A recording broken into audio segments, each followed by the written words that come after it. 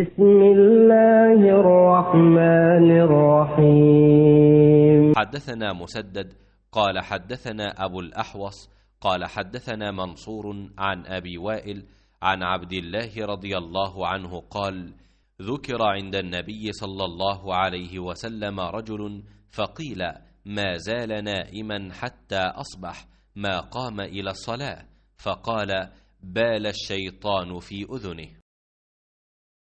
منصور بن معتمر نے ابو وائل سے بیان کیا اور ان سے عبداللہ بن مسعود رضی اللہ عنہ نے کہ نبی کریم صلی اللہ علیہ وسلم کے سامنے ایک شخص کا ذکر آیا کہ وہ صبح تک پڑا سوتا رہا اور فرض نماز کے لیے بھی نہیں اٹھا۔ اس پر آپ صلی اللہ علیہ وسلم نے فرمایا کہ شیطان نے اس کے کان میں پیشاب کر دیا ہے۔ صحیح بخاری حدیث نمبر 1144۔